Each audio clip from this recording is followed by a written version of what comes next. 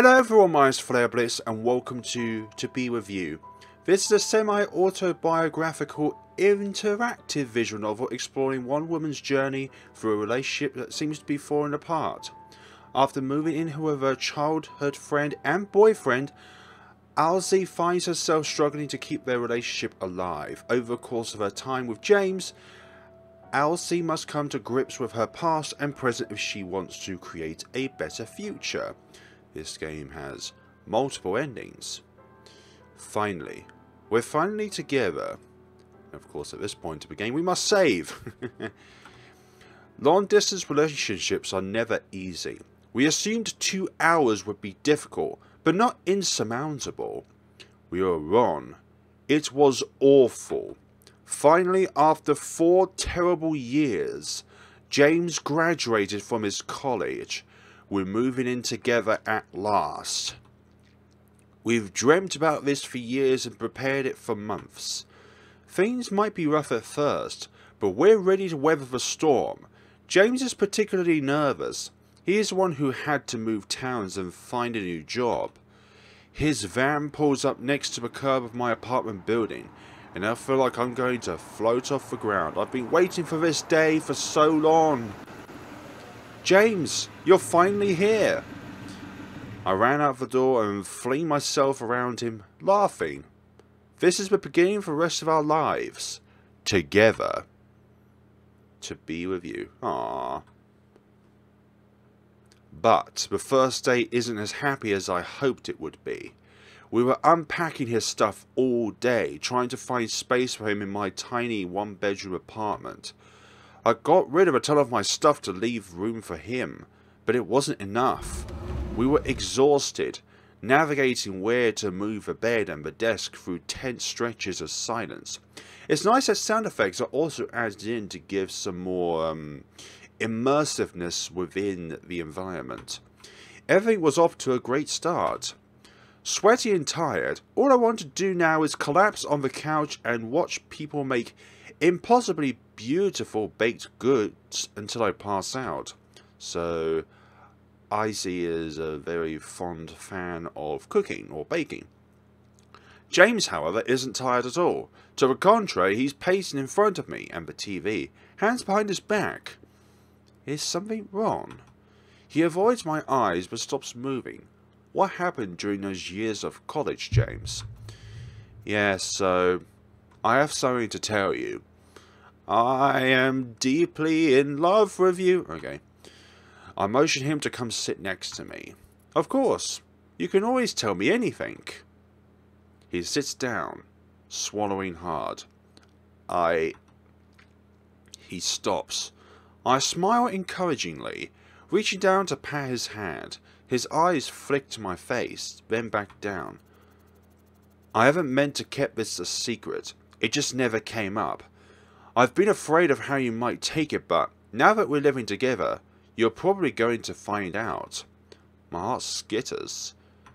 Find out? About what? Promise me you won't leave me. What have you done, James? What have you done? Whatever you've done, you must be honest about it, because that's what relationships are all about being honest with one another. About what? I'm a bit depressed. I'm hit by relief so palpable, it escapes in a sigh. James makes a face. Sorry, I jumped to the worst conclusion possible. What, you thought that he cheated on you, or was a serial killer, or you found something else, or someone else that you... anyway, that's even cheating in itself, for goodness sake, so why'd I even go down that route? Of course not cheating on you. I never would have thought you were depressed. You're always running around, meeting up with people, hosting those game nights. It was easy to hide when we barely saw each other. I could always make myself look busy, even if I wasn't. But I'm trying to warn you, I can get really moody. The whole drive up here, I was thinking about how I'm going to do something to push you away when I'm in one of my moods. He looks deflated. I can't know how it'll work out between us. I feel like I'll let you down. I've tried to pull myself together for months and it hasn't worked. I'm still a mess. Eventually you'll see that. My heart twists. James stares past me, a hollowness carved into his face. I've never seen him look like this. You want us to stay together, right? Of course I do. But... No buts. I want us to stay together. If you want us to stay together too, there's nothing to worry about, silly Billy. He smiles weakly, unconvinced. This is a psychological battle that can only be not dealt with, not rectified with, to overcome by oneself. Seriously, I love you. I'm not going to leave you when you're struggling. We both knew moving in together could be rough. We have to get used to each other, and we're going to find out stuff about each other we never knew. This is just one of those things. I'm willing to stick it, though. I squeeze his hand, and finally he smiles. I am too. Have you been to see a therapist about all this? I was seeing the college counsellor. Now that I'm out of there, though, it's not affordable. Eek. James hasn't even started his job. The plan was I would quit my job so I could concentrate on school. There's a particularly valuable internship I'm hoping to qualify for, and my grades aren't up to stuff as it is. It's a long-term plan, but it leaves money tight for the time being. I only feel guilty enough about relying on James for money. I told him I would handle all of the household chores in exchange. But, as if reading my thoughts, James starts rubbing my back. I don't want you to stay at your job. I'm fine. My counsellor gave me tools for dealing with this. What kind of tools? I wasn't trying to make a big deal out of it. It's just something that's probably going to affect you. Maybe. No, it's important you qualify this year. I'm not in any danger. I can wait it out. I force a smile. This smile is a facade. If you say so. It will only be a few more months. When things settle down, your therapy will be our first priority. Deal? Deal. There's got to be multiple choices in this if there are multiple endings. We're settling rather quickly over the next few days. By the time James finished moving all of his stuff in, there are only 2 days left before my classes started back up. Classes. He seems to be okay. He's not doing great, but not doing terrible either. Now that we're living together, I'm seeing what he meant about his moods. Sometimes I'll start in on the conversation over him to get supremely irritated. I'm trying to pay attention and learn which topics to avoid. Still, it's hard to see him upset this often. He's pulled me through so many dark spots. Even before we started dating, James was my best friend for years. He got me through failed tests, fight with friends, college anxieties, and my general fear of the future. I think we all have a general fear of the future, if I'm to be honest. You never know what tomorrow holds. They say that the past is history, the future is... the present is called present. He always makes me feel like I could do and be... Oh, the future is a mystery. There we go. He always makes me feel like I could do and be more. I want to do something to cheer him up. So, I got him a present. An exact replica of a sword from his favourite show. Every time the hero unsheaths it, James marvels at it. It's something he always coveted. Maybe finally having that dream come true, with something tangible he can touch, will help him feel more at home here.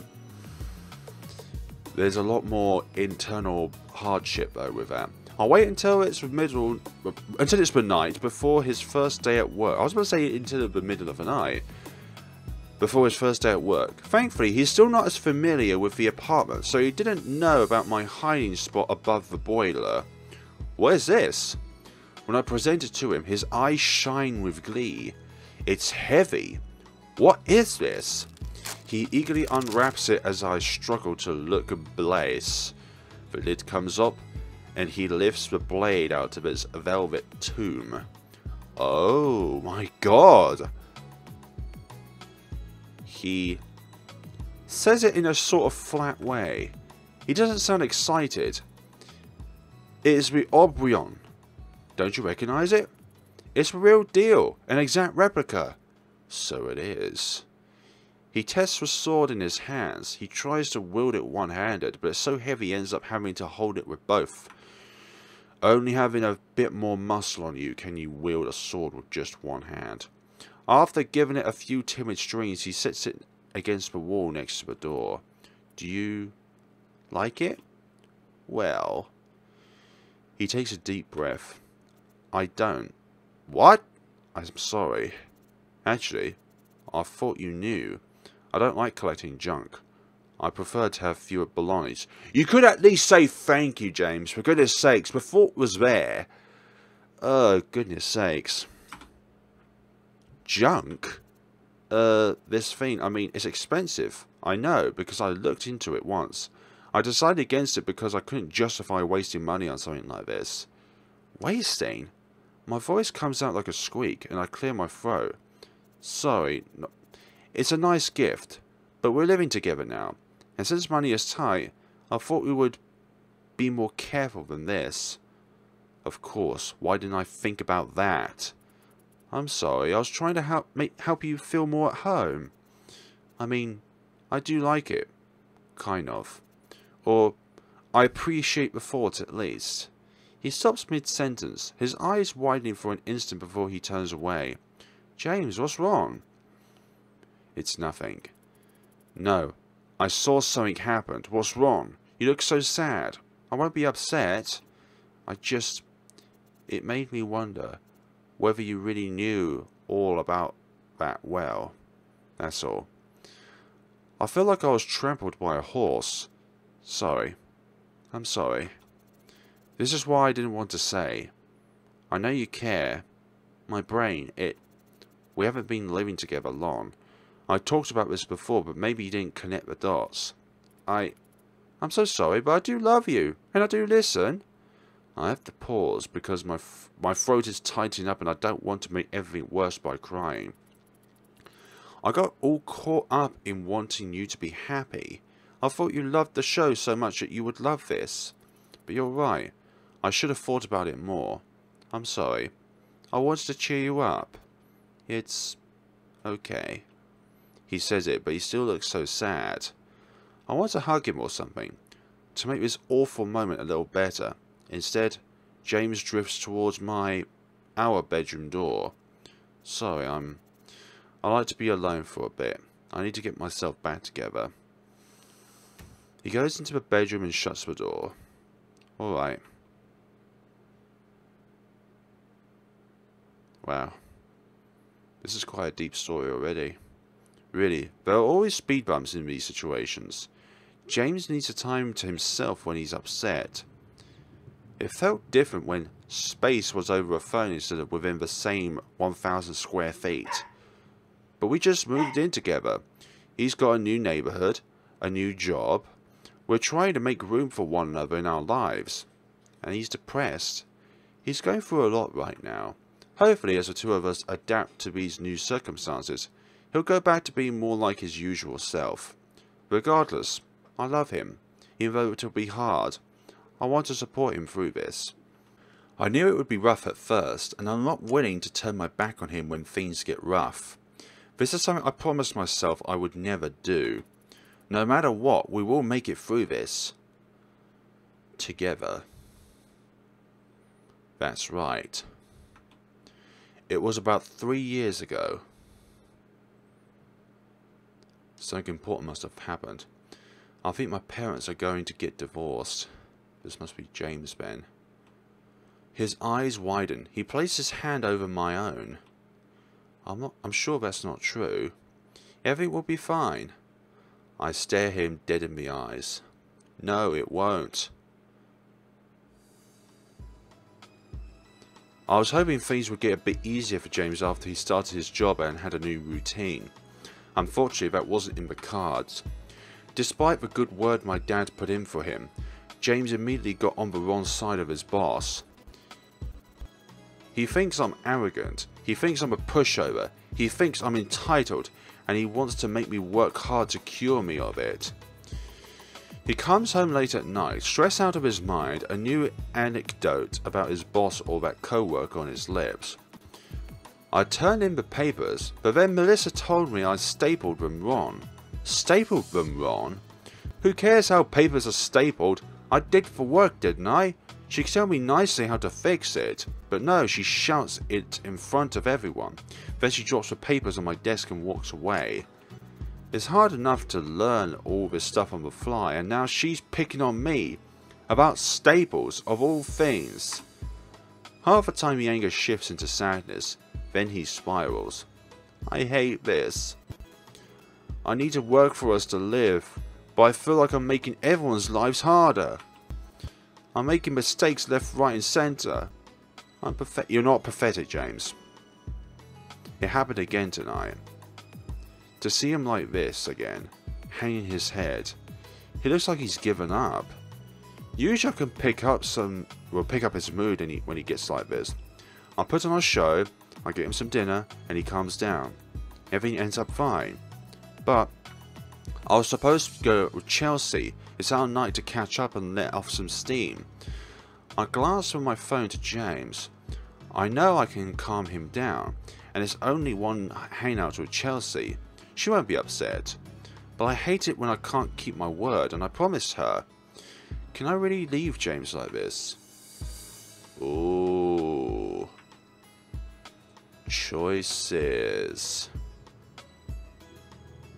You always think that doing the best thing would be good, but sometimes doing the opposite thing can be good. We'll leave him like this. I can't cancel on a friend, I'm not that kind of person. I creep out of the bedroom, tiptoeing towards the door. I've already dressed for the night, and it's obvious. Hey, sorry. I was going to hang out tonight. He pulls his head up. You are? I wince. Yeah, I promised Chelsea I would hang out with her. I'm met with a deep silence. I fidget with my clothes. So I'm gonna go. Chelsea, huh? He snorts. Go ahead, I figured. A pause, hand hovering over the doorknob. Figured? Figured what? It's nothing. Go ahead and go. Have fun. My hand still hovers over the doorknob. Figure what? He throws his arms up. It's not that hard to figure out. Of course you'd rather hang out with your friend than here with me. I make you miserable. You deserve to go out and have fun. What? No, it's not that. I promised her, and I don't want to break my promise. I'm sure you did. A tense silence. I'm racking my brain, trying to figure out how to approach this, when James says, Go ahead. Leave. I'll be fine. You will, right? Sure. I'll just call up my friends and hang out with them. Oh wait, they're all on the other side of the state. James. I'll find something to do in here. This is basically my place now too. Maybe I can redecorate a bit. James, stop it. What? You're being unfair. He snorts again and mutters something under his breath. It sounds like I'm the one being unfair. We stare at each other. I glance at my watch. Then I sit down with him. James, what's wrong? I don't want to fight with you. What's wrong is that you're... He stops, struggling for words. Then his shoulders slump. I'm sorry. I'm being a jerk. I knew it would happen. It's hard, being up here. I didn't know anybody. I have nobody to talk to except for you. Seeing you going out and having fun with your friends is kind of hard right now. Well, why don't you come with us? I'm not sure Chelsea would like that, but it would be better than this. He avoids my eyes. I don't want to. And why not? I know you're not going to believe me, but I don't think Chelsea likes me. You don't? Of course not. Have you seen the way she looks at me? She's always judging me. Always. We always judge each other, you know. It's what we do as human beings. We judge each other. Through learning about one another, but of course as well, unfortunately, prejudicing each other before we actually get to know each other. putting people on a pedestal before we actually get to know the kind of person that they're like. We never got along. I always got the impression she was waiting for us to break up. Now that we're living together, I bet it'll only get worse. That's silly. Why would she be wanting us to break up? She's known about us since I had a crush on you in high school. She's excited we're living together now. You don't know her well enough yet. I knew you weren't going to believe me. It's not that I don't believe you.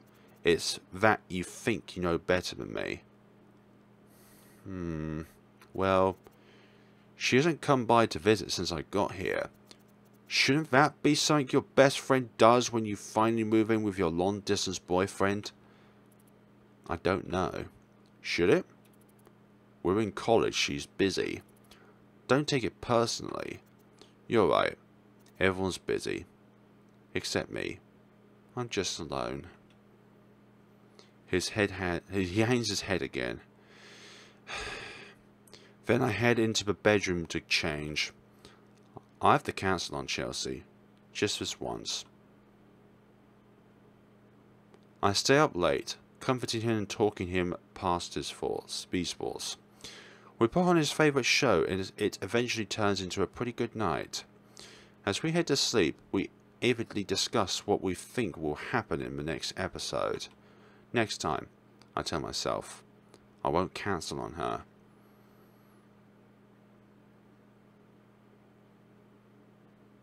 Wow. Wow. He's so bright on stage, he's almost burning. I've never seen someone so talented. I've got to work harder at my own dreams. I need to catch up. One needs to catch up. Lately his moods are getting worse. I used to be able to comfort him and work out of his spirals. Now, it's like they're stealing him away. I've been staying at home after school, trying to help him feel better, trying to keep him balanced. It's almost become like a second job. I haven't hung out much with my friends, and it's starting to take a toll on me. I warned them I won't be around for a while, and they understood. They said they'd still be there when everything died down. But it's been hard. I miss them. What's wrong? He looks up at me over his spaghetti. He's in an alright mood at the moment, eyes bright despite the tiredness wearing on his face. Be honest. I'm missing my friends a bit. I haven't seen them in a while. Why haven't you seen them? Can't you call them up and go hang out?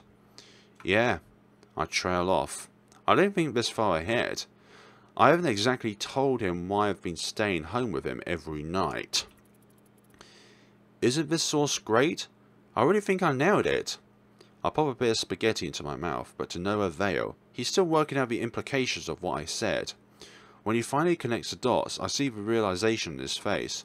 You haven't seen them because we spent so much time together, huh? I spin my fork in my spaghetti, unsure how to respond. You've had to take care of me, huh? Ridiculous. What? I mean, you're always having to clean up after me and help me feel better. Of course you miss them. Of course you want to see them instead of me. Why wouldn't you? Not again. That's not true. I love being around you, and I will help you with whatever I possibly can. I love you. Sure you do. I'm a mess you have to babysit to help me keep things together. What's not to love? Meanwhile, you're perfect. Everyone loves you. You should go hang out with your friends. You'd be better off with them. I'm not going to leave you, James. You should. Leave me and go live the rest of your life. I'll be choking on your dust. James, don't be silly. I'm not being silly. I'm serious. You're going to leave me eventually. Might as well be now. James, I'm not going to leave you. I want to be here for you. That's all. Don't say that. You don't know whether you're going to stay. What, and you do? I know better than you do. I've been here before. Stop it. You can't just tell me I'm not going to stay with you. I'm the one who makes that decision. You'll stay until it gets too rough on you. It's already happening. You wouldn't be the first. James, stop it. I love you. And love stays even when things are hard. I'm not going to abandon you. Alsie is a person that fights for what she wants to acquire, to achieve. And that end goal is to be with James, regardless of the hardships. If you love somebody so much, you will be there with them in the most thickest of muds, in the most brightest of stars. In the brightest of stars? No, with the most brightest of stars in the night sky. If you love somebody so much, you will fight for them. And you'll fight with them. And occasionally you will fall out. But as long as at the end of the day, things get better, then yes. Yes, that's good. So things are hard for you, huh? Oh my god. Maybe it's the tone of my voice, but James doesn't respond. Bite my lip. James, maybe we should consider therapy again. I know it's expensive, but we can afford... He stands abruptly, sending utensils scattering across the table board. I knew it. You want to fix me. I'm too much for you to handle. And this, folks, unfortunately, is what we call gaslighting. Imprinting horrible thoughts or doubts into one's mind that eventually tears at somebody's sanity. No, I'm just suggesting. Sure you are. He sweeps out of the kitchen, slamming the bedroom door behind him. I put my face in my hands, breathing deeply. We had tense nights before, but this is the worst by far. I shouldn't have brought therapy up. Not in this moment. Why on earth would I think that was a good idea? But he always comes home in such a bad mood, and he's always in a rush in the morning. When else was I supposed to suggest it? I don't know, but not then. Not in the middle of an argument. I take another deep breath, then without thinking, I leave. It's freezing out here. I didn't bring my coat. I won't be able to stay here long. But I need to get away. Now that we're sharing the apartment, I have to leave it to get my space. I breathe out into the evening air, watching the resulting mist drift away from my face. I hate winter. I personally prefer it over summer, to be honest. Well, now what? I've gone and left like a child throwing a tantrum. I need to get my head straight. What the heck was that? I scrunch up my face, trying to remember what happened, but nothing coherent comes up. It happened so fast, I don't remember what exactly either of us said, but he was being mean. It hurt. Nothing like this has ever happened before. Back when we were in high school, James could be a bit rebellious, but he's always had a biting sense of humour. But I don't remember him ever doing something just to upset someone. In a psychological warfare like that, or just in an overwhelming state of depression, do you think that you could think straight? Do you think that the words that you actually say are the words that they actually mean? Depression is something that is incredibly deep and incredibly complicated because it is on an individualistic basis. You know, depression can be caused by a certain number of things in our lifetime, but it's the individuality of all of those experiences that culminates into the individual reasons as to why a person then becomes depressed. It's not something that we can just ignore. Just because somebody is throwing a tantrum doesn't mean that they are meaning to do it because they have the intentions of being spiteful.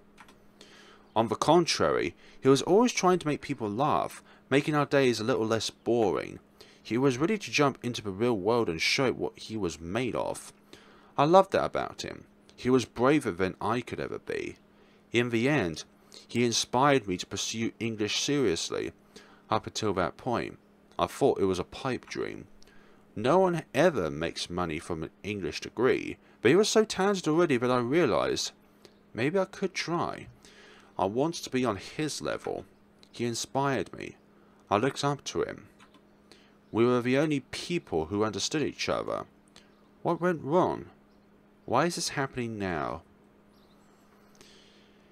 It has to be everything we're dealing with. He's going through a hard time and he's taking it out on me. So, what? How should I handle this? My mum and dad didn't fight like this. I don't know how to make up. Or, maybe they did. I don't know. Things happened behind closed doors. They happened behind the closed doors, and then one day it all fell apart. They gave up. I never want to give up like they did, but this fight scares me. I know things can get ugly in relationships. Is this what people mean? When people say you have to work for a relationship that lasts, is that what this is? Is it smart to keep going?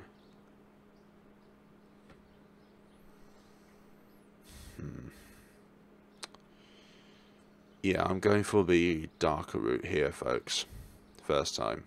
Because I always believe at the end of a video I want to pursue the better option. Maybe it should end here. I don't want to keep fighting with him. We need to talk about this. If we talk through this, we might be able to work it out. But if we can't... oh, I guess it ends here. A chill runs through me. I hope it doesn't come to that. What's better for both of you? By the time I make it home, my heart is in my throat. I don't know how he's going to take this, but I'm not breaking up with him yet. We just need to have a serious talk.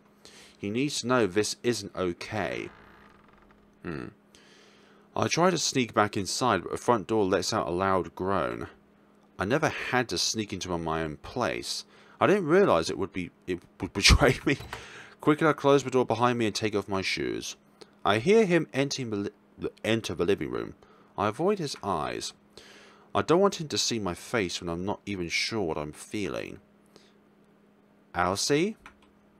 I concentrate on putting my shoes away. To be honest, I'm embarrassed. Ashamed. We had a fight so bad I ran away. I didn't know how to deal with this. It's freaking me out. Alsie, please. Look at me. I look at him. He's crying. Alsie, I'm sorry. I'm so sorry. You are? Yes. He rushes over and pulls me into a giant hug. I tentatively wrap my arms around him and he shudders against me. He's not crying. He's sobbing. I'm so sorry. You didn't deserve any of that. I was a beast. I didn't know how you put up with me. James, hold on, calm down. Let's talk about this, okay? I'm such an idiot.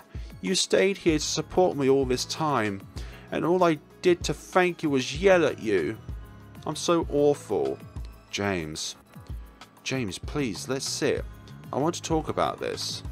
He releases me, sniffling. I guide him to the couch. There, shh. It's okay. We're just going to talk. Are you going to break up with me? He stares at me through a haze of tears, eyes swollen. He's been crying for a while. He looks so scared. No, I'm not going to break up with you. It's like someone pushed a flood of air through him and took the tension with it. But this can't happen again. It wasn't okay. I need to be able to talk with you about things like this. You're right. You're absolutely right. You always are in the end. I don't know about... As soon as you left, it was like I could think straight with how much you mean to me. He pushed a strand of hair delicately behind my ear. It gets so hard and I can't think straight. But I should never have treated you that way. You're a saint. You're such a wonderful person. You're always there for me. I should be thanking you for everything you've done. I love you so much. Our silence falls between us as I mull things over. He understands what's happened. What happened wasn't okay. Even better, he figured out on his own. He understood and he'll try to do better. That's all I wanted. Besides, what will happen tonight? We got upset at each other because we miscommunicated. That's all. And a bit more to that as well. It was a little argument. Everyone fights sometimes.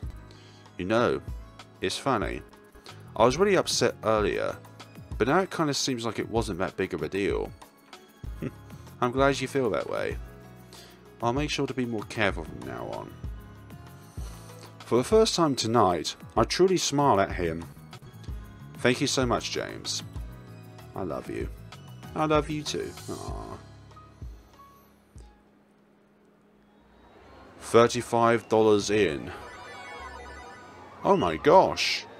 You've won! What have I won?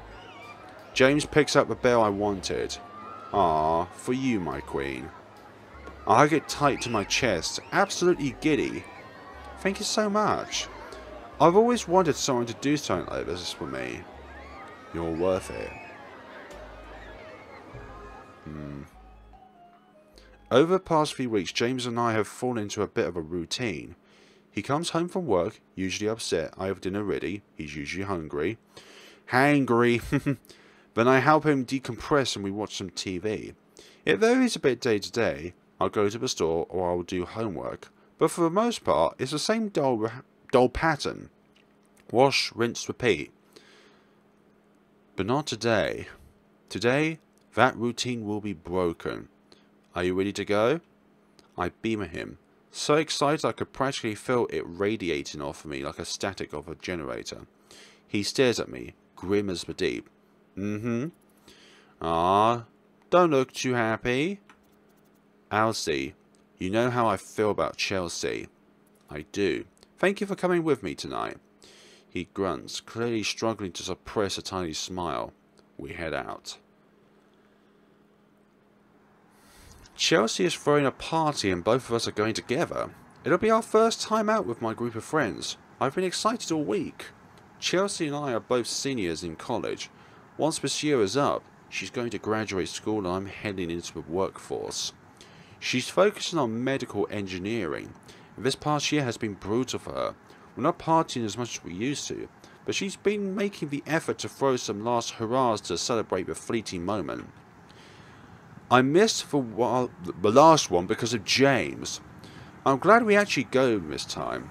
Here's to another celebration. Girl, I'm so happy to see you. She leaps into my arms as soon as I open the door, and we squirrel together. James hangs back, rolling his eyes. Eventually, Chelsea pulls away from me and gives a slightly less enthusiastic hug to James. He makes a face at her after she turns back to me. Help yourself to the drinks. Whichever one of you isn't driving, you know how it goes around here. I'll be back. I gotta go handle something. But I'm glad you made it. Chelsea disappears into what I know to be her bedroom. James and I turn to face the massive throng of people. It's been so long since I made it to a party, and this one seems particularly overstuffed. People already spill drinks on the floor and I struggle to step over the sticky patches in my heels. I'm not used to being around this many people anymore.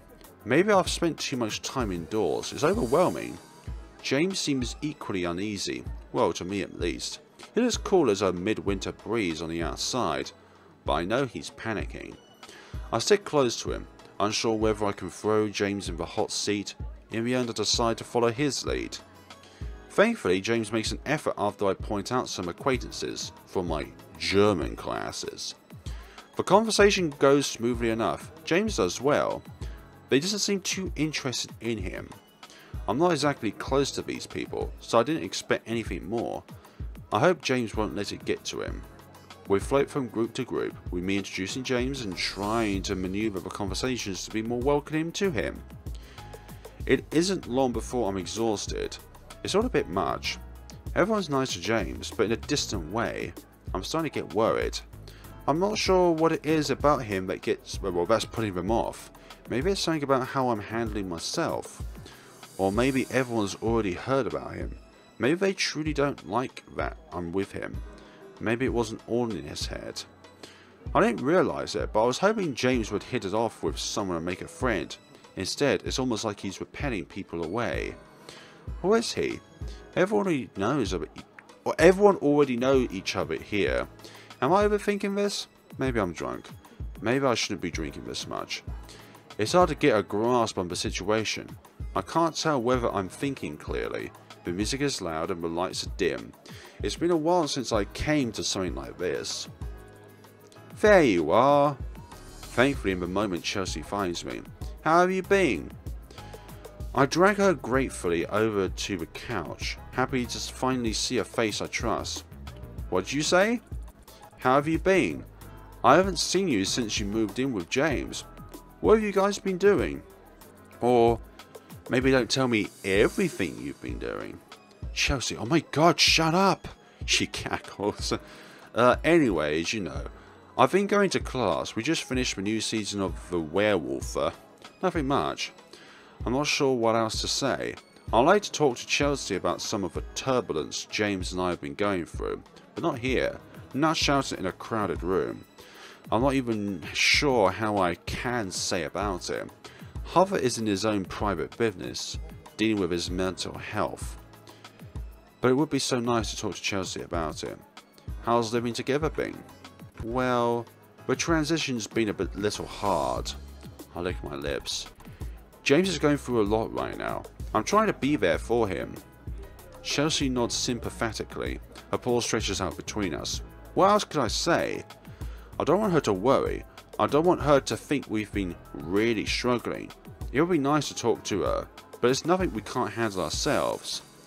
But it's been nice to finally have him here where I can actually touch him.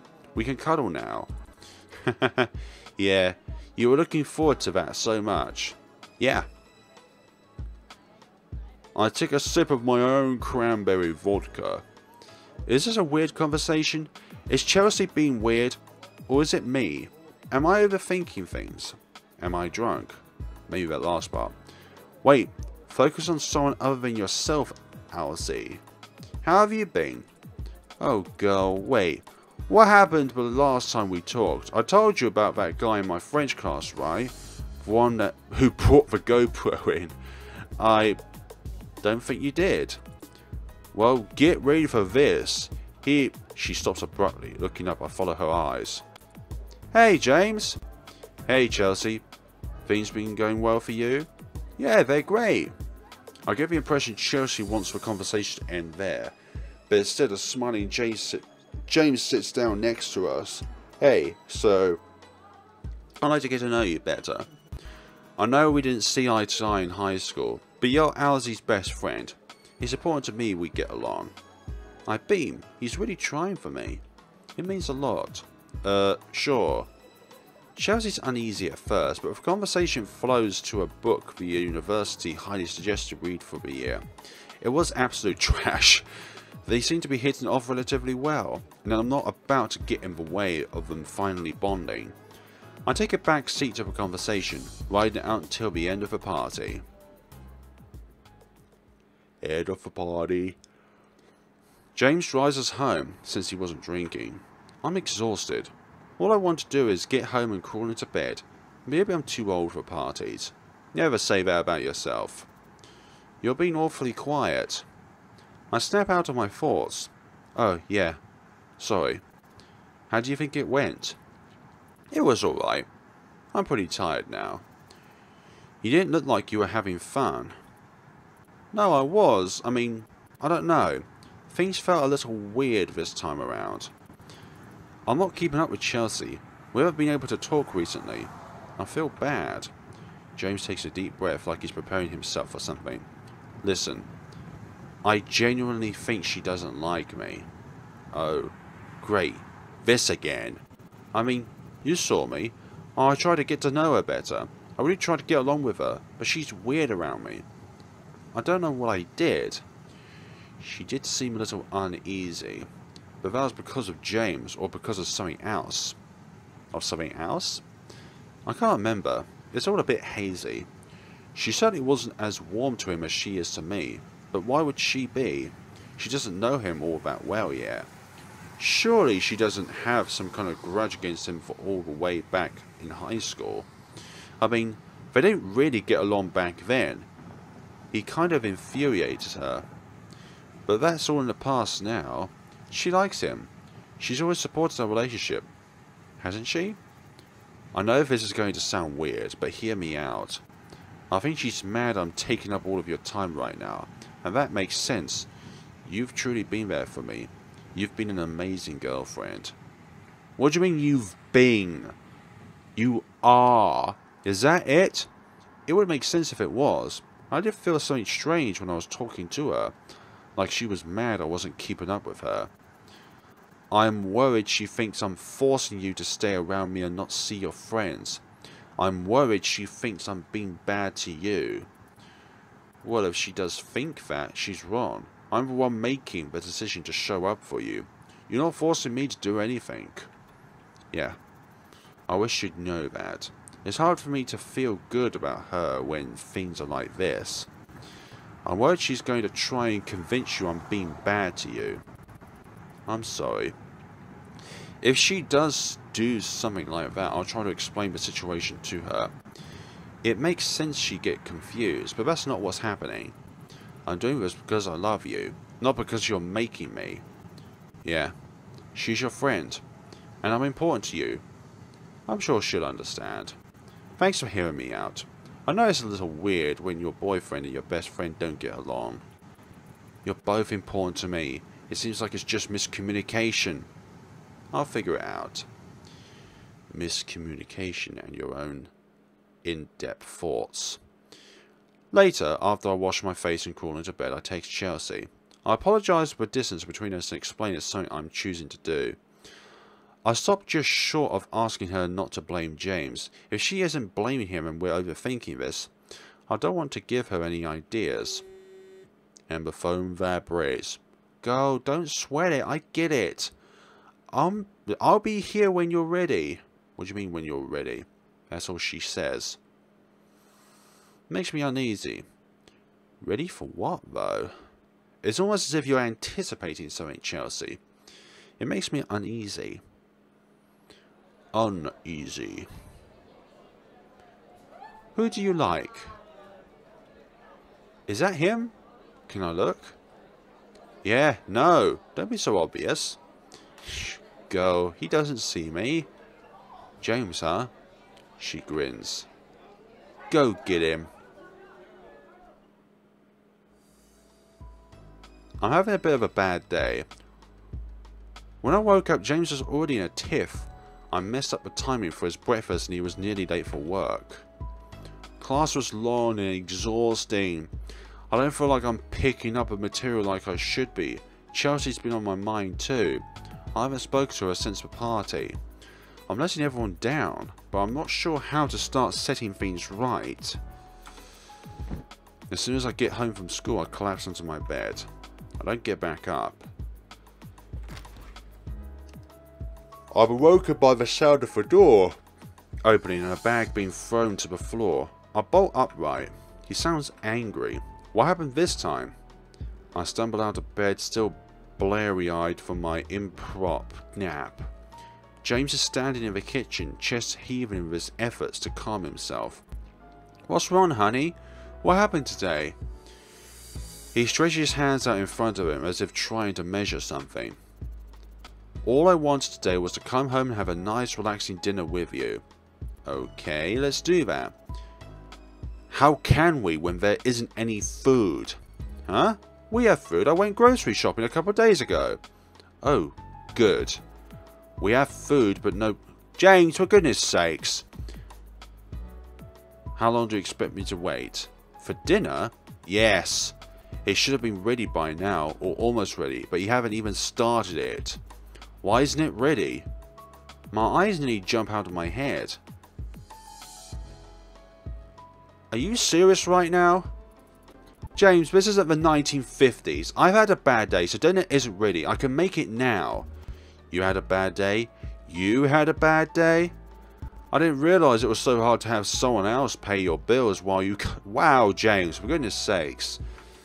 Meanwhile, I'm stuck in this awful town in a job where people hate my guts, under pressure not to lose it so you can finish school, but you had a hard day? Sure.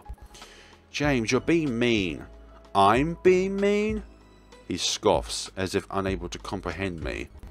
Yes, you can't expect me to have dinner ready for you when you come home every single day. Really, I can't, because that was part of the plan. I'd move up here, I'd work while you went to school, you take care of the house. That was the plan. We were going to work together. I guess I'm the only one holding up my end of the bargain. That isn't fair. I only offered to do that because I felt guilty. We didn't agree to anything. It's not like there's a contract somewhere saying I had to be your maid. I guess the plans we make doesn't matter unless they're written in black ink. Sorry, I didn't realise I had to enter into a legal agreement when we decided on something as a couple. That's why we talk with one another, rather than isolating ourselves away from one another. You know what? I'm trying to say something. I don't know what. 12 sentences pop into my head and trying to spring from my mouth at once. I end up spluttering like a fool. Whatever, you're being unreasonable, James. It was just one day. He lets out a sharp peal of laughter. There it is, I knew it was coming. Unreasonable. Thank you for telling me exactly how you see me. I knew you were thinking it. I'm always being unreasonable. Aren't I? Always having my moods, huh? No, James, this isn't what I meant. Sure, it's not what you meant. It's only what you said. You think I didn't notice the faces you make when I talk about work? You think I didn't notice how you try to brush over my incorrect feelings about Chelsea? You pretend none of this is happening. I have a hard time, and you think it's the depression talking. My feelings aren't real to you. You always think I'm being unreasonable. No, I don't. Where are you getting this from? In which abyss are you getting this logic from? I can hear the tone in your voice when you talk about these things. You think I didn't notice, but I hear it. You don't care about what I'm going through. James, of course we do. I do. I do care. You can't tell me what I think. I know how I feel and you're wrong. You're jumping to conclusions again. He rolls his eyes, a grin on his face. Oh, that's not good. Again? There it is. No, my head is spinning. He's wrong. I don't treat him that way. I don't think I do. I was trying to be supportive. I try to watch my tone. Have I been doing this wrong the whole time? Maybe I don't understand everything you've been going through, James. But I'm trying my best here. Like you're trying your best at keeping up with the house. Yeah, you must care so much. That's not... No, listen, really, I want an answer here. How am I supposed to feel like you love me when this is what's happening? You always act like I'm overreacting. You always treat me like my feelings aren't real. There we go again with the gaslighting. How am I supposed to feel like you love me? Seriously, I'm asking. I'm not trying to make you feel like I don't care about you.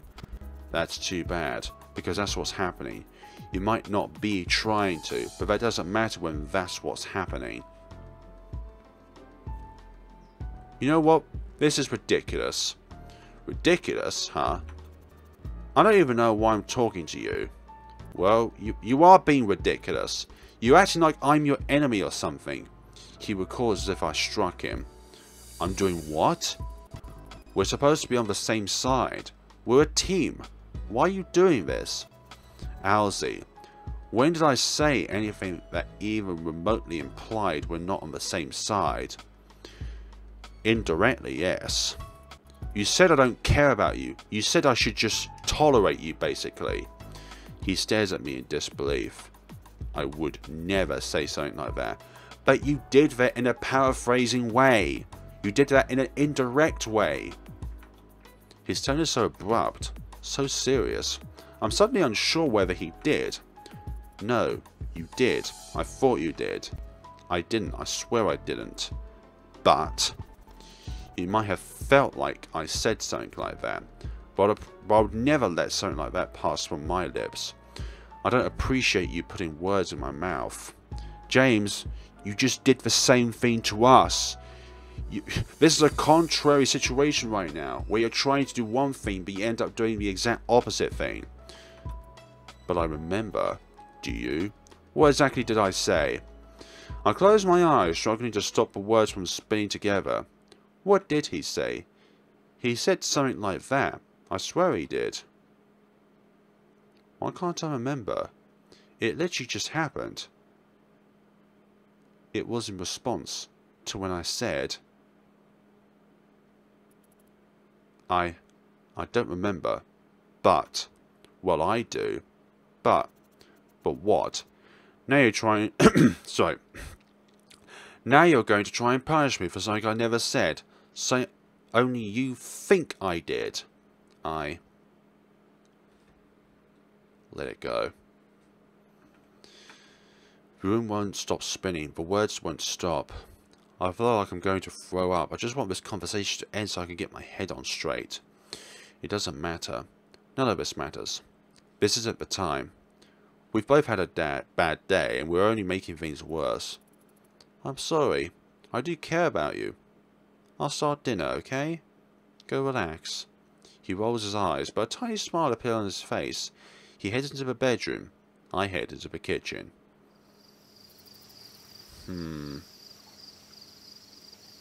I can't believe they would do something like that. That's seriously messed up. I've been so ashamed. I've never told anybody about this. Thank you for believing me. Of course, but... Can I punch that? Punch them, sorry. No, of course you can't punch them. Violence does not solve anything. Thankfully, over time things get better for James at work. In fact, they're so much better he's even in the running of a raise. Incredible, considering he's basically just started. I asked him what was up with the sudden change, but he shrugged. He thinks maybe he had a conversation with his boss about robotics or something that transformed their relationship. I'm not so sure. I think it's more likely he wasn't used to his boss's communication style, but he was doing a great job the whole time. That's James for you. He's good at anything, when he puts his mind to it. Unfortunately, things aren't much better between us. After our last blowout fight, things really have been really tense. I don't have a great idea of where he's at or how he feels about us. I've tried to show him it. I love him. I keep the house spotless. I have dinner ready when he comes home. Sometimes at the expense of sleep or some of my study time. That last fight was horrible, and I want to prove I do listen. James seems more or less normal now, but to me, we're existing under an uneasy truce.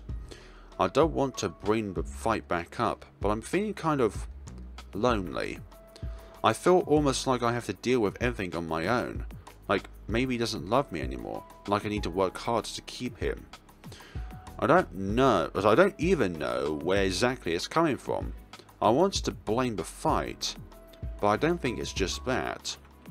After days of mulling it over, I eventually realised it's the reality of our relationship hitting me.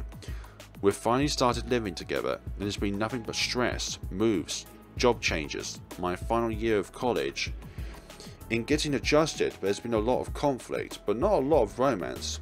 At least, not as much as there was when we first started dating. We moved in together, the romance faded. We're more like two people living together than a couple in a relationship. I've read about this happening to other couples countless times. That must be what's happening here. If that's what's happening, all I need is to feel that spark again. What I need is a date. It's never been easier for me to ask for help. It's never been easier for me to ask for anything, let alone a date. I don't know why I'm afraid to ask him for this. We're dating. It's not like he's going to say no, but I'm terrified. When it comes down to it, I'm more afraid our relationship will fall apart. I don't want things to keep going on like this. So, for the sake of our future relationship, I can do this. I approach him with this in mind, anxiety humming in my chest. James? Yeah? What? I was thinking. I've had a bit of a hard time lately. I feel kind of lonely. So why don't we go out on a date together? I think that would fix it. And I feel a lot better about things between us. What do you think? What do you mean, things between us? Well, there's so much going on, I feel like we haven't made time for each other. We haven't really prioritized each other. He sets down the book he was reading as quick as a cat's pounce. You think I'm not prioritizing you? I nod, dreading building in my stomach. I literally moved across the state to be with you. I abandoned my friends, my family, my job, everything, just to be with you. But you feel like I'm not prioritizing you. Great. Of course. I didn't think about that. Of course he prioritizes me. Of course he loves me. I was getting in my head again. What else do you want me to do? What else do I have to do to prove myself to you? I'm sorry, He was going to interrupt me, face reddening, mouth wide open, but he holds back. He grows thoughtful, the red draining from his face. Then he fixes his eyes on me. I got caught up, I think, in everything going on. I wanted some reassurance, but you're right. I'm sorry. You're right. Listen, Alsie. He reaches for my hands, holds them both in his, stroking them gently with his thumbs, okay? I've been thinking lately. I think I've noticed a pattern with us. A pattern? Yeah. You keep feeling like I'm not enough for you. I'm not doing enough or being enough, one way or another. Again, gaslighting. I do? He nods slowly. Oh no, really? I make you feel like you're not enough for me? Oh my god, James, I'm so sorry. At first I didn't want to even think about it. But stuff like this keeps happening. You're mad at me or even getting even a little bit upset with you. Or for not getting along with Chelsea. I wasn't mad at you for upset with me then. I stop. I was upset at him for those things, it's true. Was I being too demanding this whole time? I feel like I can't measure up to you the way I am. Like you expect me to be something I'm not. Then you criticize me when I don't measure up. It seems like maybe. And please hear me out. I'm not trying to hurt you. Okay. You know how your parents got divorced? Yes. Defense is rising. I know, but hear me out.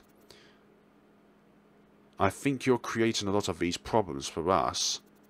I'm not saying there's not stuff happening between us, but I think you seize on those things and make them way bigger than they need to be. Maybe you're acting out, now that we're living together and we're being more intimate. I mean, you remember what you told me when your parents first got divorced. You don't know what a loving relationship looks like. I think you're getting in your head about a lot of this, feeling insecure. You're trying to fix things before they even broke. End result being, you're picking on me for a lot of stuff that isn't necessary to pick on me for. I try to take this in, head swimming. My parents didn't have a happy marriage even before they divorced. They didn't lash out at each other, but they didn't love and support one another either. At least not in the way I think a healthy couple does. I guess I'm not sure. I don't know what a happy couple does, just like James said. I do tend to feel uncomfortable around Chelsea's parents. They love each other a lot and express it almost constantly. It's uncomfortable for me. We did start having these problems after we moved in together. That's what I'm saying. I haven't changed, except that I'm horrifically stressed out. But you, it's not like you to be like this, Alsie. I close my eyes. Not like me? Why does that hurt so much? It's true I'm stressed and my emotions are all over the place lately. I felt like a can of compressed air. Too much pressure. But I've tried hard not to let it affect James. But maybe trying didn't do anything. I'm always drained. Always negative.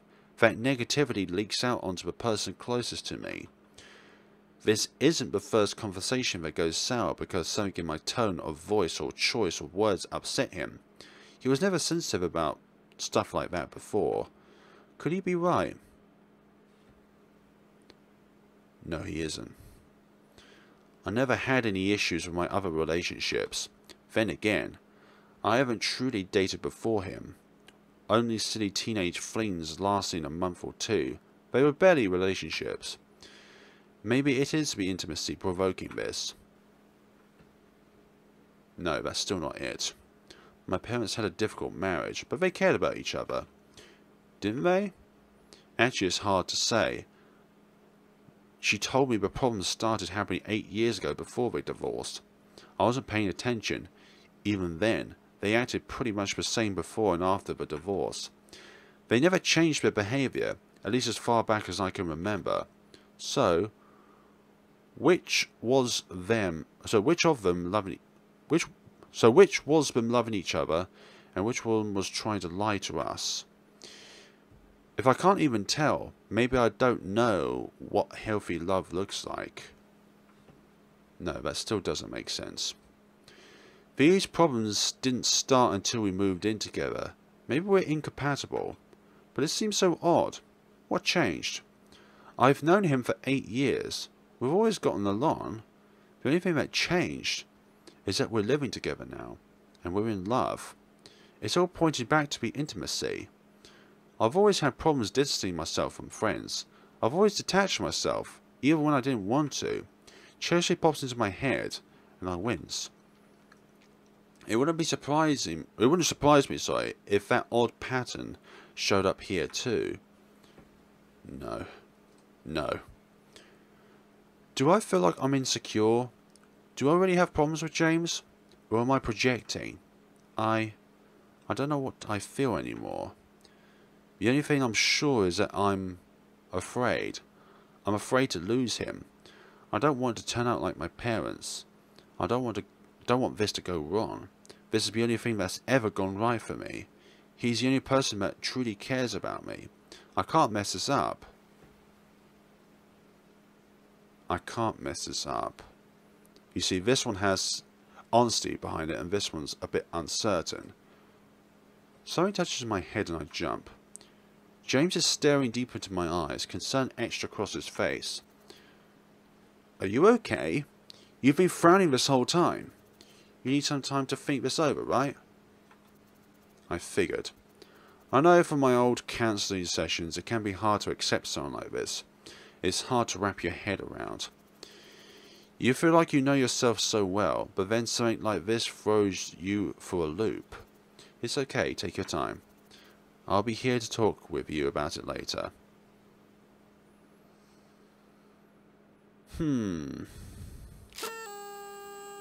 Happy birthday, apparently. Another past transition event. Yep, I made that from scratch. You made this? I did.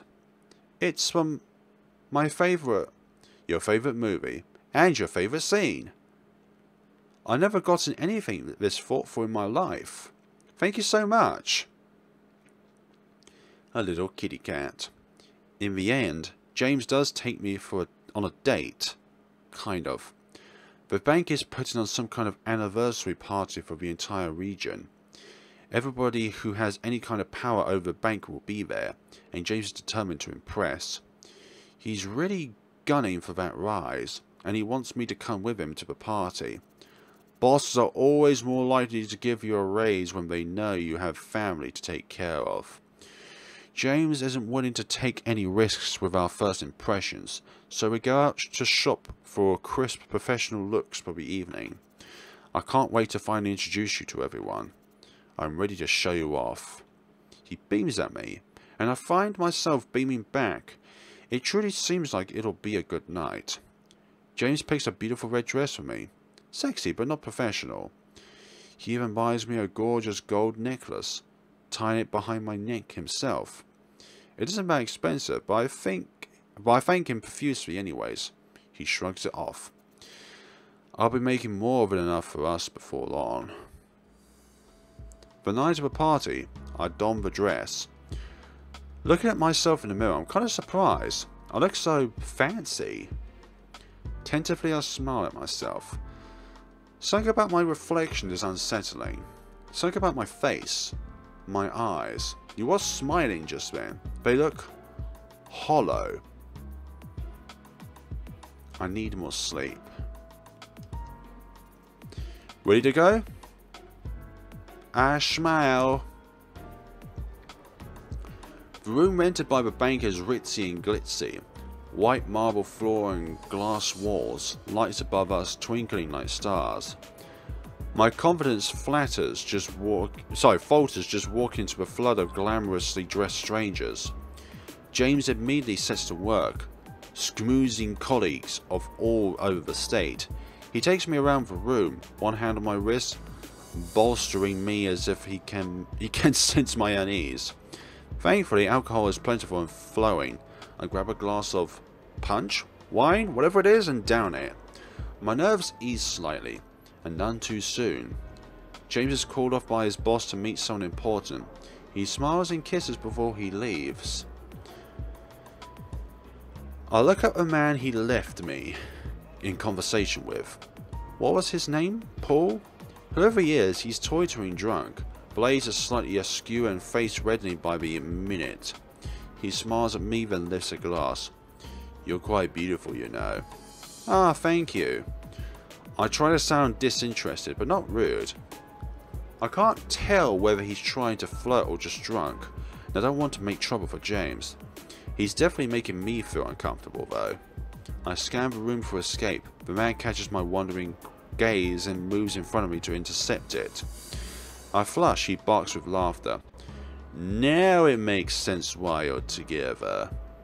He raises his glass again in another direction, a smug smile from his face. What? I follow his gesture. James is standing at the punch bowl next to a tall blonde lady with a wide smile. They look like they're having a great time. A strange sense of panic floods my stomach, but I push it away. They're not doing anything wrong. Besides, I trust James. And besides that, she seems nice. She's a professional woman trying to make her way in the world. I should go talk to her. I'm sure she's nice. Knowing her would make me feel better. Maybe we can even be friends. I head across the floor, worried my movements are giving away my nerves. A bright smile plasters itself across my face. Hi! My voice is unnaturally high, even to me. They both turn to me. James with a satisfied smile of a woman with an absolute beam. Oh my gosh! I am so glad to finally meet you. She grabs my hand and pulls me into a hug. Why? See? Perfectly friendly. She lets go of me and I step back, glancing between her and James. Oh, silly me. Sorry, I'm Melissa. I work with James at the bank. He told me so much about you. Of course I have. James flashes a smile at Melissa and I look between the two of them, somewhat bewildered. He's never mentioned Melissa to me. Before I could pass what that might be, she's asking questions. You're still in school, right? Her eyes flick to James. Yes, I am. I am an English major. Oh, she giggles. A low hum that vaults into a high screech at the end. That's incredible! The world really needs more English majors! I eye her, uncertain as to whether she means that sincerely. She sounded sincere, but nobody in her industry would feel that way, right? I must have taken too long to respond. Both Melissa and James burst into a fit of barely concealed laughter. I try to recover. I do love it. I'm hoping to eventually go into translation or maybe closed captioning, The literature itself is more of a passion than a career. Wow, that's incredible! How noble of you to consider something like that. I hear it doesn't pay well. Really, Melissa, you have to come up with the money things? But having people is more important. I know all about that. You do? I didn't mean to sound surprised. I couldn't follow the conversation. Melissa's smile somehow grew even larger. Her eyes are shining. Of course I do. I love helping people. She laughs, more to James than to me. To surprise, he nudges her and laughs at me as well. I don't get it. Is this an inside joke or something? My eyes flit between the two of them uncertainly, which only seems to make them laugh harder.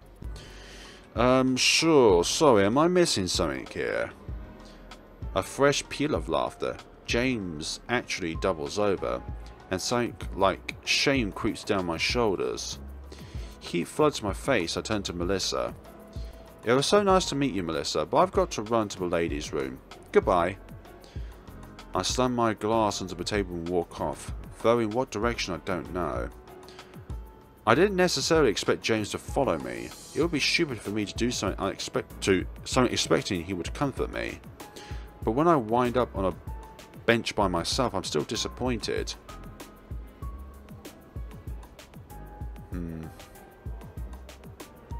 As the minute passes, the warmth I felt fades into a chill. I'm confused and, for some reason, ashamed. I replay the scene in my mind, trying to figure it out to no avail. It bothers me. It all bothers me. But something about Melissa sticks out in my mind. I can't figure out what it is. Eventually, James does come to check on me, walking with a bolsterous spring in his step. My heart sinks. Before he can say anything to me, I blurt out, "James, I'm sorry, but I kind of want to go home." His mood plummets. "What? But we just got here. It's only been an hour or two. I have to stay. What's my boss going to say if I leave early?" "Can't you blame it on me?" He shakes his head. "He'll see right through that. I'm sorry, but I really do want to go home. I've been drinking, so I can't drive myself or else I would. He's too far for an Uber, so you've got to take me. You can just come right back, please. I don't want to be stranded out here with a bunch of strangers." An odd shadow passes over his face. "Right, I get it. It's this again." "What again? Please take me home." "Ridiculous." "Excuse me? Isn't that what you called me? Ridiculous. My feelings, my concerns, everything I want and work for. They're all ridiculous if they don't line up with exactly what you want to happen. When did I ever..." The memory hits me like a heat wave. "You know what? This is ridiculous." In a moment of frustration, I did say that. "Ridiculous, huh?" And that was how James responded. I guess I'm the one being ridiculous right now. I stare at the floor, willing myself to disappear into it. I can't ask James to abandon his opportunity for a rise just because I'm uncomfortable. It's only one evening. He's still having a good time. At least, after all, he's doing this for us. It's okay. I'll tough it out. I'm sorry. I'll smile bravely up at him, but he's not even looking at me. He's gazing into the crowd. Anxiously, I look for Melissa's silhouette, but she's not there. He's looking at someone else. "Can't you stay here with me for a bit?" He turns back at me, a peculiar expression on his face. It doesn't look like he's upset. He looks almost drained.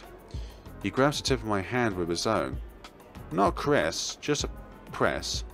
Then he smiles, like he's pitying me. A fresh flood of shame trickles down my neck. Never mind, just go. After he leaves, I'm the epitome of a wallflower, perched into a rather glitzy greenhouse. It's a terrarium, and me an ant crawling where I should be.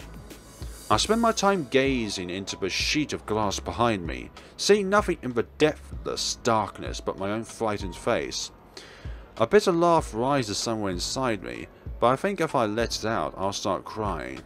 Some hours pass.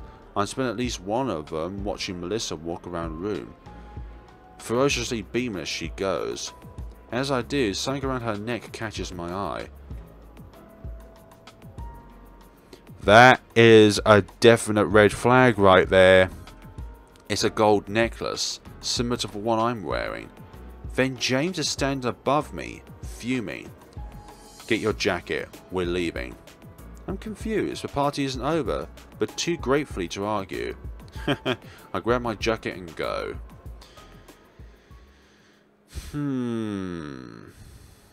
He slams the door as I get into the car, strapping himself in with a flourish. "Why couldn't you keep it together for just one evening? Clara had to come tell me to take you home. She was worried about you. She said you looked so scared and sad. She thought something was wrong with you, like you were sick. I'm sorry. I'll tell you what, maybe something is." I don't understand what he means by that. I'm a whoosh in a strange mixture of shame and happiness, sorry. At least someone cared how I felt. But how does James look now? Clara. Does she work with you? My God, first Melissa, now Clara too? Flush. I didn't say anything about Melissa. You didn't need to. She told me you were watching her tonight. He chucks his tongue. Really, Melissa was my friend. I was happy you two got to meet today, sorry. I can see why you might be worried, but you didn't need to be. She's just a friend, and I think she can be a mentor figure for you after you got your degree. Do you like her? I felt like I was missing something. I knew it. He reaches over to pat my hand. Don't worry, sweetie. I only have eyes for you. He says it like it was a joke, and I'm not sure what the punchline is, because there was punch at the party. The truth is, Melissa creeped me out. She's too happy to actually be that happy. Her smile's as sinister as a knife. But there was no point in telling James. He'd make fun of me for it. There's no reason for me to be worried about Melissa. I know why I'm nervous. Their parents' situation made me paranoid, and now I'm looking for danger everywhere. I've seen firsthand the devastation cheating can wreak, and I don't want it for myself. James and I have been over this. We came to the same conclusion. It's something I need to work on my own time. For the first time, I truly believe he's right. I'm going down the route where I think that he's wrong and I'm right, for goodness sakes. Great, James snores beside me. He fell asleep rather quickly. I can't keep my eyes shut. I'm panicking. I feel like an animal realizing it's running into a trap. But I shouldn't. I shouldn't feel like this. There's nothing wrong with Melissa. It's me again. No, it's not. Stop saying that. I'm blaming an innocent woman for my issues. Projecting. I need to get myself under control. These feelings, panic, insecurity, confusion, they're all coming from me. But I don't have a grip on my past. I didn't realize I was so hurt. I didn't realize James and I are so distant. At that party, I felt like I was the outsider in the room with him and Melissa.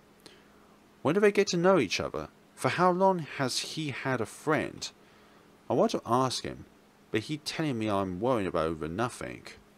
Over nothing. Where did this distance between us come from? Why am I the only one who feels it? Why am I always the one mucking things up? Our conversations always end up pointing back to me. Isn't that weird? Yeah, definitely weird. These can't all be my issues, right? I guess it's possible. Sometimes there's only one weak link in a relationship. Am I doing that much wrong? No. Our conversations always end up like that. But I never know how they get here. There. We start talking. He gets upset. The conversation spirals. And then James snores loudly, interrupting my thoughts. I glare at his sleeping form, anger rising within me. Then a rush of guilt crashes over me. He's so tired. He looks so peaceful. He may have left me alone at the party, but he took me home early, didn't he? It's just like he says, I need to pay attention to the stuff he is doing, not the stuff he isn't. Not the fear, not the panic, not Melissa. Him. I smile. I love him so much. If I still feel this way about him, there can't be anything wrong with us. If I still feel this way about him, I have to try harder. What do you think? This is amazing. You're amazing. I can't believe you made something this good. You think so? I'm not sure I communicated the theme well. No, this is super good. You're going to be famous someday. I hope you'll stay friends with me when you are. Haha, of course I will. Silly Billy. It's weird. I was crying so often just a bit ago. I'd wake up with dried tears on my face, or I think I was crying, only to find my eyes were dry. But it went away. I'm not crying anymore. Instead, I'm empty, tired. pressure at school is getting worse. I'm scrambling like a scatterbrain. My one saving grace is my organisation.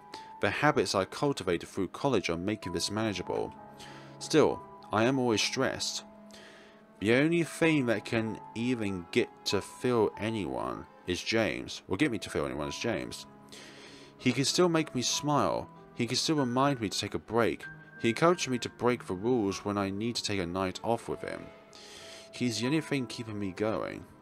A stab of worry about the divorce enters my mind, but I shake my head. I feel so strongly for him. This is how I know this is real. That is how I know this will last. As silly as it sounds, he's my soulmate. I'm not going to let anything get in the way. I'm not going to let my bad habits take away the love of my life. Another worry slithers into my mind, creeping along the depths like fog, nearly out of view. I've had a suspicion lately, probably just another insecurity, but I'm worried he's losing interest. Why wouldn't he be? I've been stressed and angry. I've had little time to take care of him. I'm a shell of who I used to be. Despite these omnipresent fears, I haven't confided in James. If I do, I'll just make it happen. He wants to be with someone who doesn't believe they're worth being with. I've questioned his love enough already. There's no way he's going to be receptive if I start criticizing him for potentially losing interest in me. It's out of character. One of the reasons he likes me is because I'm confident and strong. I don't want him to think it's not like you. That. I don't want him to think that. Just like the party. James didn't get to realise he was James didn't get the raise he was after. I know it's my fault. He hasn't blamed me for it, but I can see it in his face. I should have just listened to him, sorry. I should have stayed at the party. I held him back. He keeps saying I need to deal with my issues from the divorce. I can see it weighing you down. It is. The deeper you get into a relationship, the more these intimacy issues will pop out. You're numb because you're distancing yourself from me to protect yourself. Because you're scared. I'm not trying to, but I am. I'm not going anywhere. But with the way things are right now, our relationship is in danger. I know it is. I'm trying. You need to do something about this. Everything would be fine if we could just figure this out. But we never had these kind of issues beforehand. I know.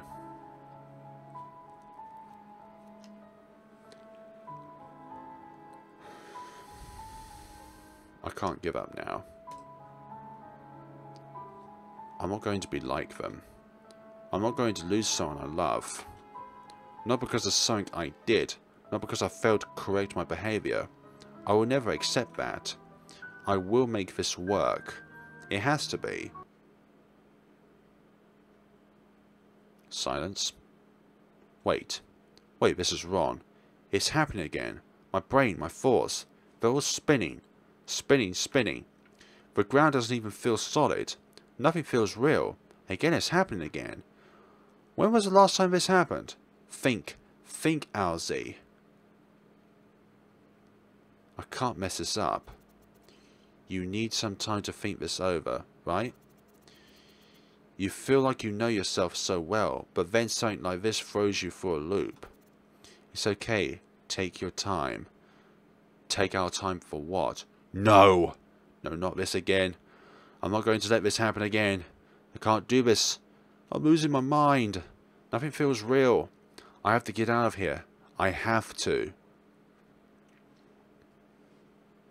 As soon as Chelsea opens the door, I burst into tears. I don't understand what's going on. I don't know why I'm feeling this way. I don't know how things ended up like this. I don't know what I did wrong. I'm crying so hard.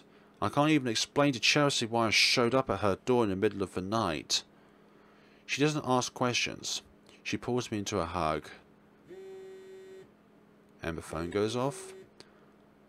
My phone buzzes in my pocket and my heart stops. It's him again. He needs help again, doesn't he? Still sobbing, I pull away from Chelsea and take out my phone. She snatches it out of my hand and puts it in her back pocket. Chelsea, no, I need that, please. Girl, whatever it is, you can deal with it tomorrow. No, please. What if he's hurt? What if he's mad? Oh, Alsie. She pulls me back into that hug. It's okay. You're safe here with me. You need to worry about yourself. And I promise you, everything is going to make sense someday. I don't even know how that's possible. It is, believe me. But right now, what you need is time. And you need rest. But finals are next week. My eyes are filled with tears again. I can't stop them from coming. Shh. It's okay. I got you. I can't speak through my sobs, but I think she understands anyways. Ah. Thank you. Girl, I know. Safe end? Ah, okay. So yeah, we definitely chose choices to reject ourselves away from James there. Like, that was kind of what I was going for, but I thought there would be a much worse outcome. So, there are multiple endings to this game. Not sure how many. I thought there'd be like at least two. One bad end, one good end. But there seemed to be like a kind of, I don't know. Yeah, it is a bad end in its own way. Because what Chelsea did there initially was to separate them. Yeah, thank you for creating this game. This has been a definite emotional roller coaster in its own way. Hi, Cara here to be with a little author's note. I wrote this game semi-autobiographically, based on my own experiences of abuse, because I've primarily experienced emotional abuse from an ex-boyfriend. I depicted a dynamic between a woman and a man. Man and a woman, sorry. However, abuse can happen to anyone of any age, gender, or sexuality. Often dynamics of gender and sexuality are exploited for abuse. Domestic violence between gay men is often dismissed as two men needing to cool off. Trans and non-binary people experience abuse at an alarmingly high rates, and their gender identities can be exploited for that purpose. Only I will ever love and accept you. Women can do and abuse men as well. Yeah, it works both ways. Abusers can also exploit the chronically ill or disabled and those struggling financially. They can exploit systematic racism to both to hurt their partners and to prevent them from leaving. With a topic as sensitive as this, I want to stick to what I know. However, please understand abuse can happen to anyone, by anyone, and it is never deserved, no. But it is not something that we can toss aside and ignore, because when you leave problems to surmount, it worsens rather than cures. Like, when you leave something over time, it can build. But it also depends on the situation itself. Like, if you've gone through a particularly nasty event with, let's say, a friend, and you separated with that friend, A, you don't want to be with that friend again, and B, you want time to be on your side. You want many weeks or months even, or even years, to be able to have those events not cured, but being able to be dealing with them. And no one deserves that kind of thing. You can find more resources in the menu now that you've completed the game. Again, thank you for playing. So, resources.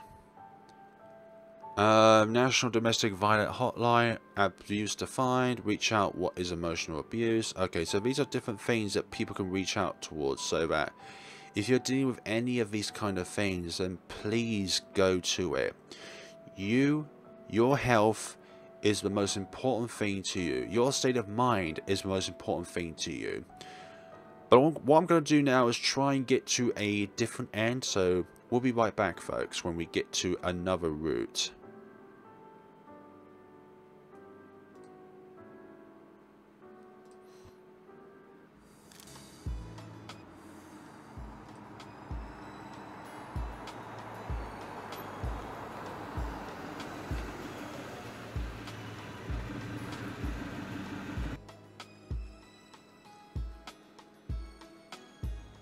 Let's cancel on Chelsea. I can't do this to him. Chelsea will understand. I'm sorry, Chelsea. I can't come tonight. What? Why not? James is going through something. I want to be there for him. Chelsea sighs. That makes sense. Fine, but you have to make up to me later. Of course I will. So by this, we could initially reject Chelsea, be with James, and also somewhat agree with Melissa. That could be another ending in itself. That was Chelsea, right? Yeah. Is she mad? No, of course she's not mad. She understands. She's my bestie after all. A still silence. An uncomfortable silence. I sat next to him on the couch, rubbing his back. Why would you think she was mad? I don't think Chelsea likes me. She's loud. It's hard for me to be around people like her. I don't think she's ever gotten over how we were in high school. She judges me. What? Chelsea would never do that. I'm sure she loves you. What? Mean likes you? Or maybe just in a very, very friendly sort of way, as in not sexual love, just like how you treat your friends, like you say you love them, but not in that kind of way. But you're close friends. Like everybody loves me. Huh? Like my boss. That's not got anything to do with it. Your boss just doesn't know how great you are. Don't give me that. Like, if I'm so likable, why isn't Chelsea nice to me? She is. She isn't. I swear she isn't. You just don't see it because she's your friend. Listen to me, please. It isn't like I'm happy about this. I want your friends to like me. I know that. I don't have any friends of my own up here. It would be great if Chelsea liked me, but she doesn't.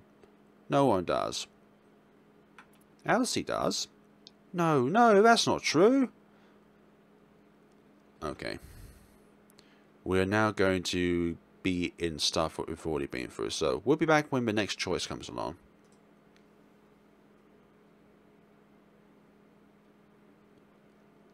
Yeah, let's drop it for now. It's nothing. He chooses food, an eyebrow quirked. You expect me to believe that? Yes. I can tell you when something's wrong, Alsie. Why are you lying to me? I'm not. I stop. I guess I am lying. Come on, Alsie. You can talk to me about anything. You know that. Here goes nothing. It hasn't felt like that recently. His fork stops moving. It's not your fault. You've had a hard time, and I haven't wanted to burden you with what's going on with me. Burden me? You feel like you can't talk to me. Well, every time we talk, you tend to get a bit upset. I understand why. I don't get upset when we talk. Not at you. Not every time. I mean, you get upset pretty frequently. You're getting upset now. James goes through a number of phases in front of me, finally ending with him clenching his jaw and his fists. What? I can't say anything. You've backed me into a corner. I didn't back you into a corner. Yes, you did. You make it so I can't be upset, but I have every right to be upset right now. You just lied to me. To my face. And now I can't even be upset about it because you say I get upset every time. Great work there. I guess it's fine for you to lie to my face then. Go ahead. What? I was only lying because you made me feel like... Do you hear yourself right now? You chose to lie because it's my fault. Because you were afraid I would be upset at you. What kind of relationship is that? How are we supposed to stay together? We don't even try to be honest with me. James, stop it. Stop what? You're being a jerk. Fine. He stands abruptly, sending his fork skittering. I'll go be a jerk somewhere else. He sweeps out of the kitchen, slamming the door behind me. I put my face in my hands, breathing deeply. And as I was going to say that, what did he expect me to say? I was trying to be honest. Maybe I did back him to a corner, but don't give up. What was it? He says, it's too early to call it quits. James was there for me after my parents divorced. He believed me when nobody else did. Would. After what James and I have been through together, he deserves my support. even if he did upset me this time, I have to forgive him. We have to forgive him. I put away from him so I can see his face. His eyes are red and swollen. He has been crying for some time now. He looks destroyed, small like a little kid. You know that wasn't okay, right? Of course I do, of course I do. I'm so sorry. You are so right, you always are, you know. In the end you always are. James, seriously, I should have listened to you. I'm sorry, it's hard for me, but I'm going to try not to do that again. Not to you, not to someone as perfect and precious as you. You're the last person who should see something like that. James, what's wrong? James, what is this about? What happened at work today? Why do you think this is about work? I mean, isn't it normally? He shakes his head, a grim smile from his face. I knew it. I knew it. I didn't want to think that's what you were doing, but... What am I doing? What's wrong, James? You have to talk to me. This. You're doing this. Doing what? Acting like every time I'm upset is about something that isn't real. See, I'm not upset at you. I'm upset about work. I'm not upset with Chelsea. I'm just lonely. You always do this. You act like my feelings aren't real. Why do you do this? Is it because I'm depressed? Suddenly, I'm not actually mad at you. I'm just taking my work stress out on you. Do you even see how insulting that is? My mind spins. Where is this coming from? What is he talking about? James, I didn't do that. You might not think you do, but you do. I'm tired of it. You want to know why I'm upset? I'm upset because I moved up here, left all my friends behind, and working a job I despise to put you through college so that you don't have to stress.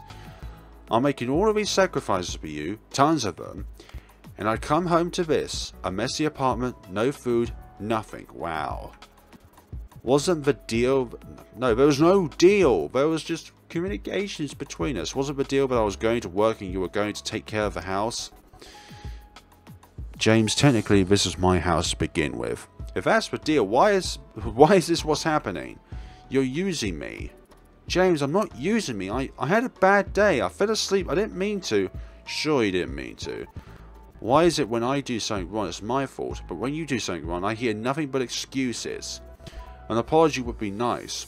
Just once. Just once in a while. I don't even know what I'm supposed to be apologizing for. You aren't listening to me, Alsie. I don't even know why I'm talking to you right now. Gosh, his words are like embers on my skin. I don't feel like I understand what's happening anymore. Why is he mad at me? How did we get to this? So is it for dinner you're upset about, or... Seriously, Alsie? Are you being serious right now?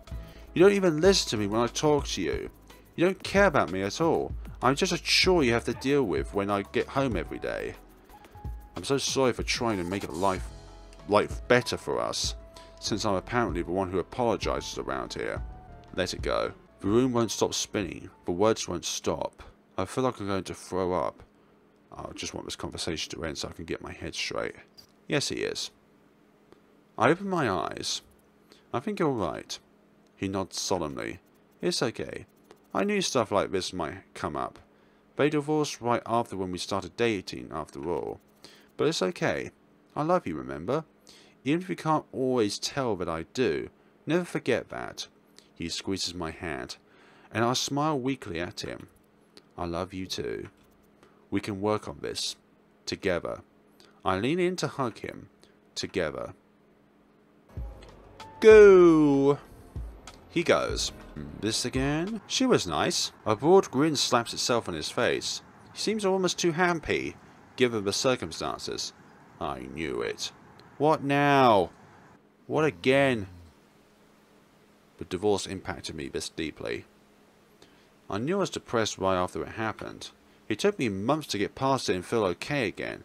It was thanks to James staying by my side I even got to some level of functioning. But it's okay. Things happen. We are all vulnerable to the people we love. We never mean to hurt each other. It's just another thing I have to get past. Another thing bring humanity together. We all hurt sometimes. We all heal too.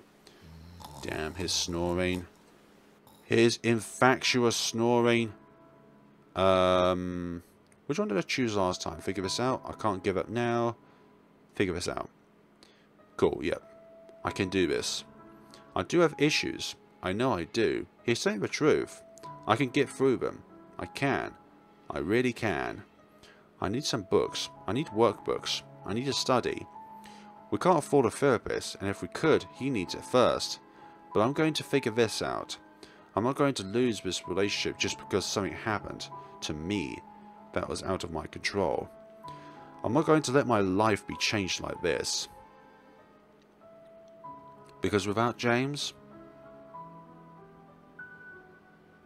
what do I have left?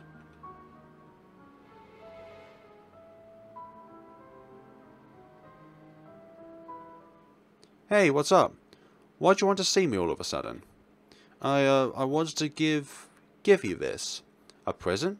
Is it a pizza? Yeah. Everybody loves pizza. Are you going to open it? I am kind of awkward when opening presents in front of people. Okay, I'll leave, but tell me what you think of it. Sure. It is a... Ah, prom.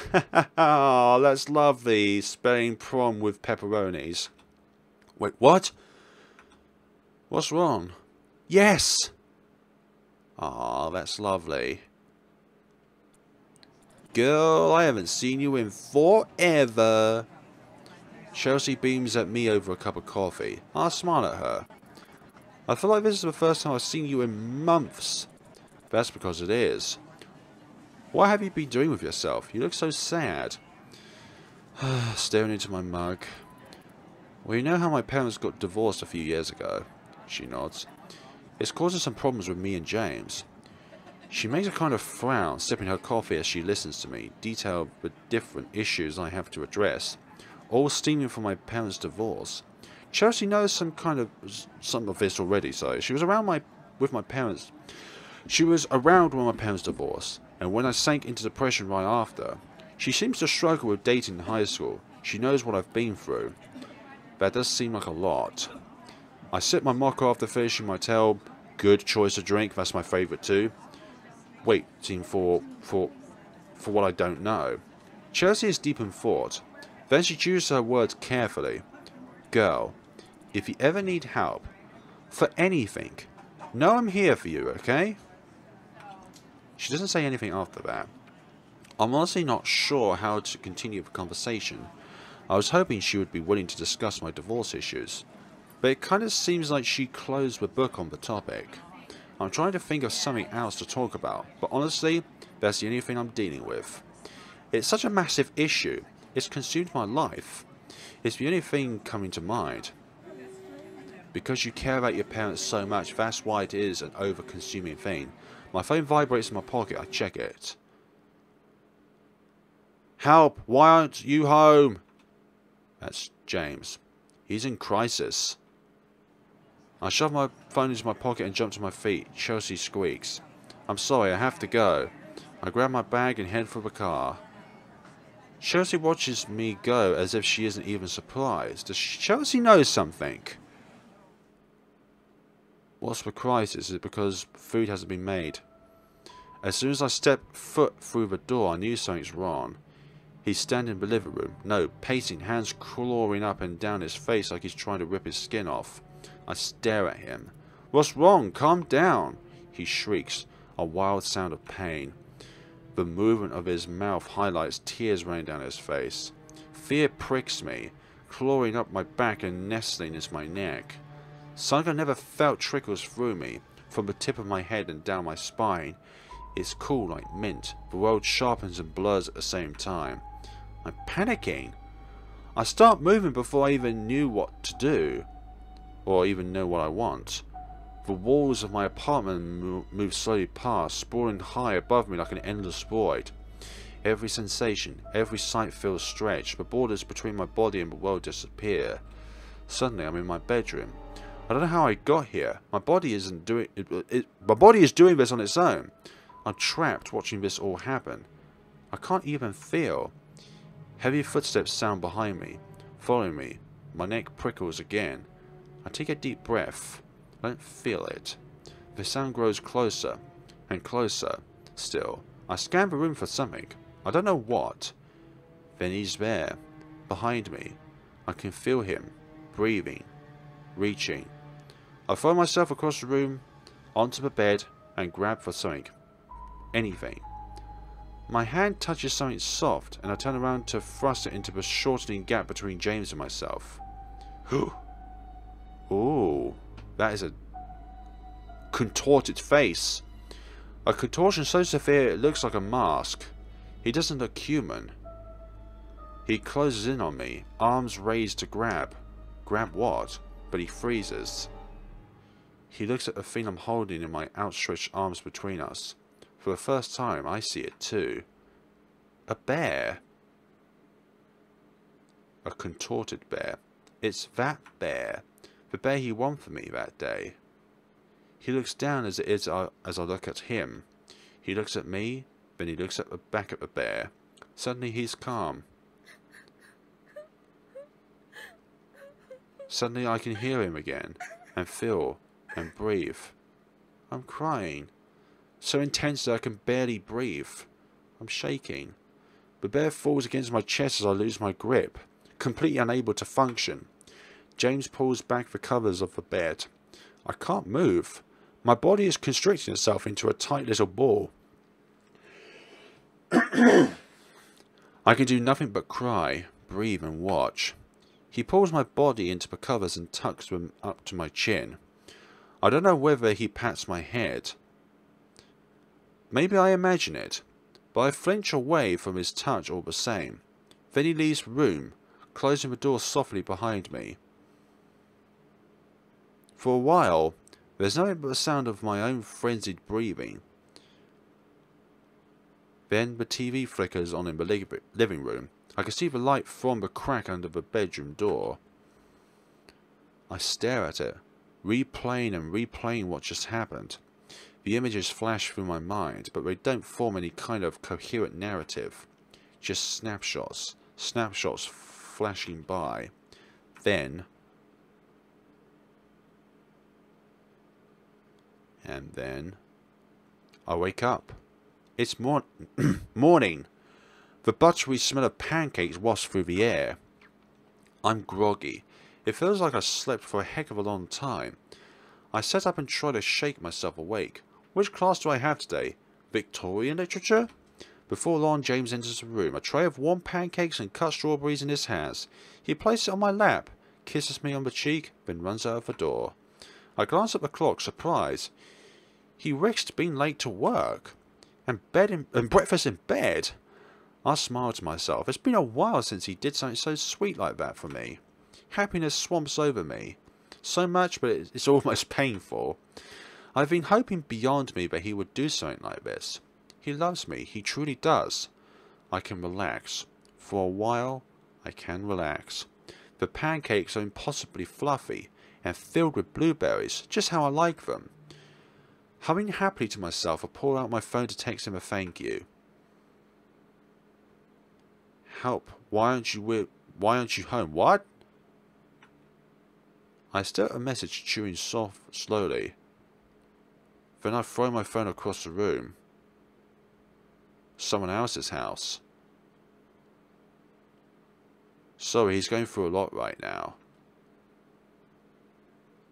I send a message to Chelsea, wincing. I want to be there for him. I have to be there for him. Vibration. In a few seconds, the message comes back. Are you sure?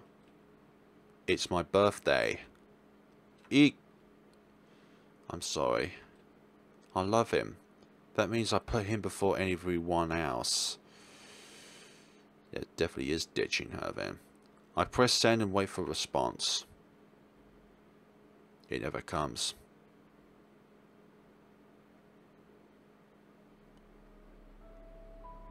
James and I are talking about marriage, but he's uncertain.